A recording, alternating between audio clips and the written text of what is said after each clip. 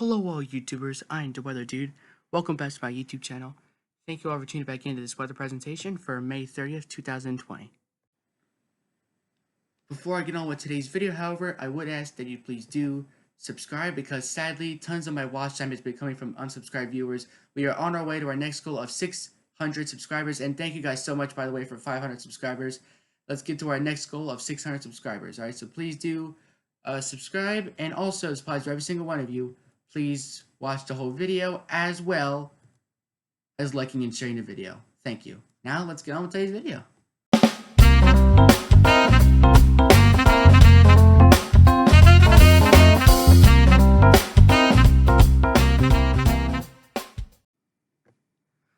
Alright, so for today we're going to be talking about Invest 92L and how it could be potentially become our third named system in the Atlantic Basin for our hurricane season before the season even starts.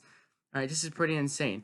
Now, the chances have dropped a little bit, alright? We still have a 40% chance for development, and keep in mind that when we had Bertha, we had a 30% chance of development, then it went to 70, and then it was just developed, alright? So this can still develop even at 40% chance, but earlier today, it did have a 60% chance, alright?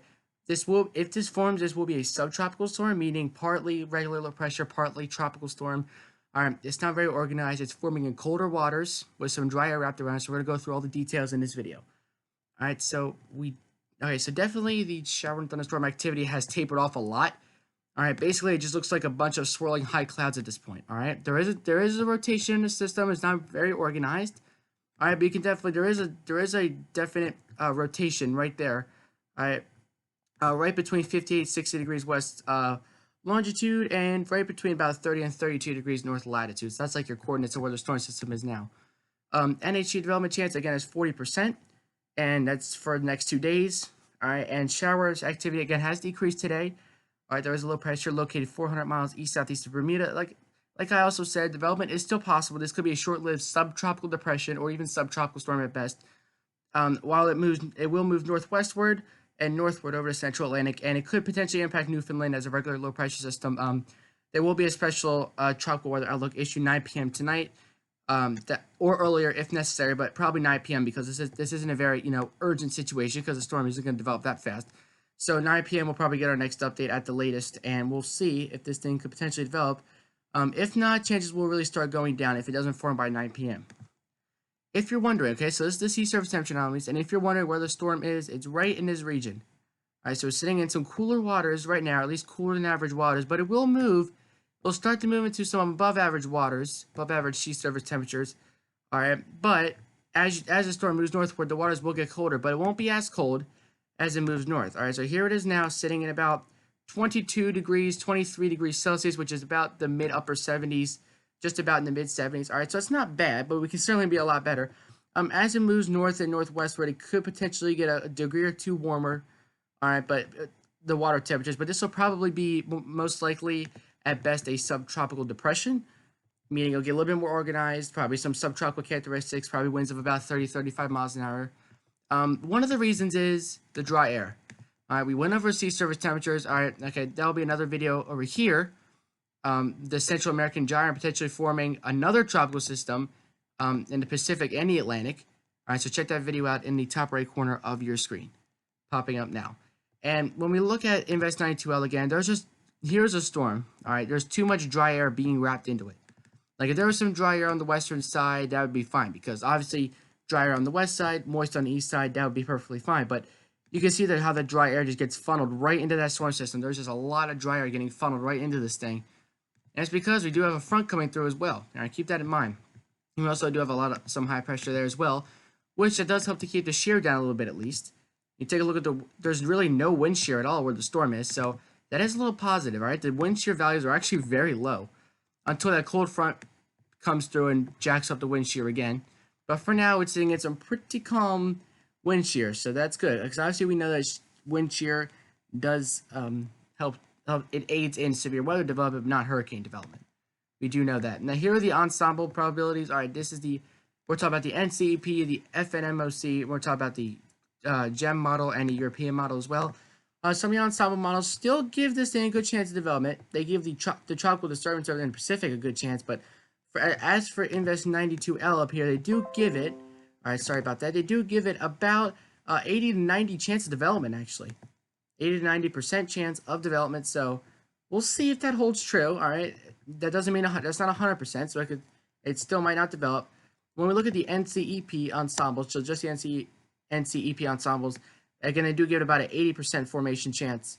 All right, and again, the general tracks, there's not much out right now, but they do take it kind of northwestward and then northward over the next 24 to 48 hours. Obviously, the tracks can only go out 48 hours, so that's why they kind of stop short there.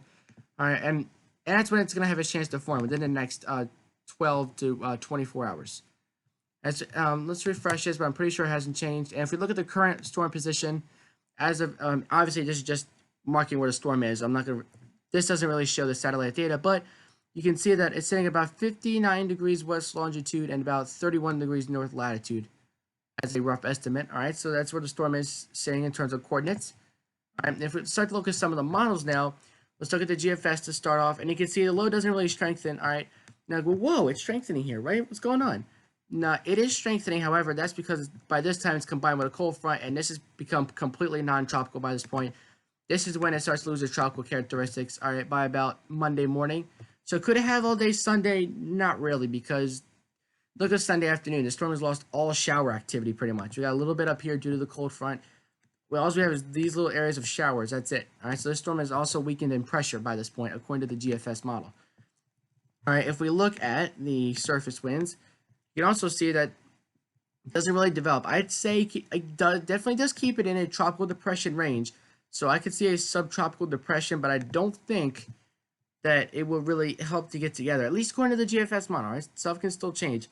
Could it be a subtropical storm when it collides with that cold front? We're going to have to see, because, like I said before in my videos, oftentimes when these partially tropical low pressure systems, whatever you want to call them, tropical entities, when they combine with cold fronts like this, it does help to strengthen their winds, but it takes away most of their tropical characteristics. It's bringing in too much cold air into the system. So we're going to have to watch. All right, we have to see how quick can it develop. Now let's look at the GEM model. All right, and again, same thing. It kind of tapers off over the next 12 to 18 hours, and then it collides the system with the cold front, and it's just a regular old low-pressure system with some heavy rain potentially moving up through Newfoundland. All right, if we look at the surface winds, all right, let's see if this thing really does get together. And according to the GEM model, we could have some strengthening winds, like the GFS said, possibly to the southeast of where the storm is. That's where we're going to have our strongest winds of about 24 knots, so up to 30-mile-an-hour winds. All right, but it's actually going to get stronger. It was actually at 2 p.m. today, it had winds of 27 knots. So it looks like it's strongest according to this forecast.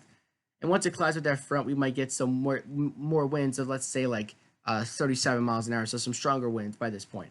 All right, so GEM model kind of agreeing with the GFS here. Now here is the HMON. All right, and this kind of really ups the shower and storm activity. This is for pretty much right now, actually. That was actually 11 o'clock this morning. And for some reason, this jumps from 3 hours out to 36. So now we're looking at all this. It wouldn't let me go I can't go in between. So this is now 8 p.m. Sunday. And you can see by this point, it's pretty much already collided with that front. And there's your shower and thunderstorm activity, potentially pretty heavy. All right. But we're going to have to watch, because could this thing develop before it hits that cold front? We're going to have to watch. And this is why we're going over the models and forecast here. We look at the HWRF model.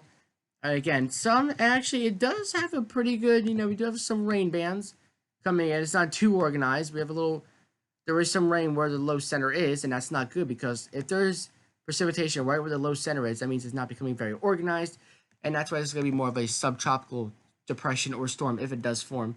If we look at the surface winds, I don't believe we ever did with the last model. So let's go back to the HMON, and let's look at the surface winds, and you can see let's see, like they're not going to really develop it at all. There is some winds of 25.5 knots earlier this morning to the north of the system, but it's going to weaken to about 19 knots, right, by 8 p.m. Monday. But if we look at the HWRF, it says something a little bit different, right? They say it could potentially develop overnight tonight. Not anything, probably subtropical depression again, 24 knots of wind here, right on the south and southwest side of that storm system. But this is why it's pretty disorganized.